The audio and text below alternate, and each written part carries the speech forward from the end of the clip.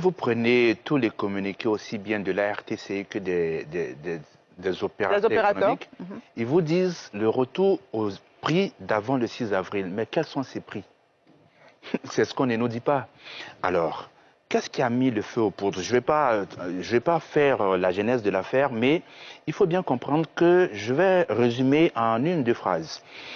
On a un opérateur qui appliquait déjà des prix de 0,4 à 0,5 francs CFA sur le mégaoctet. OK? La RTCI, précisément le conseil de régulation présidé par Dr Koti Suleiman Diakité, retenez bien ce nom parce qu'il était PCA du fer, là où, au moment où il y a eu le scandale, retenez donc bien ce nom, et donc qui décide que le prix plancher et non plafond, le prix plancher doit être relevé à 0,8 francs, alors qu'un opérateur était déjà à un prix plus bas. Vous comprenez? Et donc, quand on dit qu'il faut que les prix soient comme ceux d'avant le 6 avril, on ne sait pas si c'est 1 franc CFA, si c'est 0,1, si c'est 0,2, si c'est 0,3. Et donc, pour nous, parce que moi, je fais partie de la cellule avec Roger Ignoa et le député, bien d'autres, Jean Bonnet, Jean-Christian Conan et Serif Tal et tout ce monde-là, eh bien, on dit une chose très simple.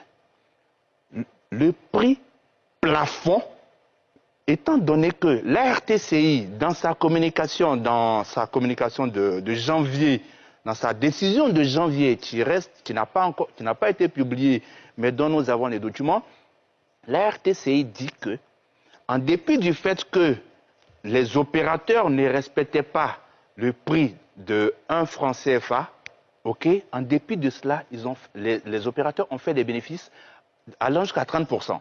Cela veut dire quoi? Cela veut dire que, en dépit du fait que des opérateurs vendaient à 0,4 francs le mégaoctet, il y avait des bénéfices. Il y avait des bénéfices. Donc, raisonnablement, il n'y avait aucune raison possible pour que la RTCI vienne dire de remonter à 0,8 francs. De ce fait, nous disons de façon très ferme, vous pouvez retourner aux anciens prix, il n'y a pas de problème, mais nous disons que vous ne devez pas dépasser les 0,4 francs parce que il a été établi que vous faisiez déjà des bénéfices à partir de cela. Donc les 0,8 francs ne sont même pas un problème pour nous.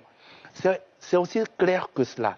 Mais il y a un autre problème. Rapidement. Il y a un autre problème. C'est dans l'auto-interview de la directrice générale, Mme Namawa Bamba, qui dit que... Générale de la RTCI. De la RTCI, qui dit que sur les 4 dernières années, les tarifs voie mobile, on peut évoluer passant de 95 francs en moyenne en 2019 à 99 francs au premier trimestre, alors que le prix moyen consommé a baissé, passant de 13 francs CFA à 8 francs CFA la minute. Cela veut dire quoi? Cela veut dire qu'il y a un autre combat que nous allons mener. Et il serait intéressant qu'il ne nous y amène pas.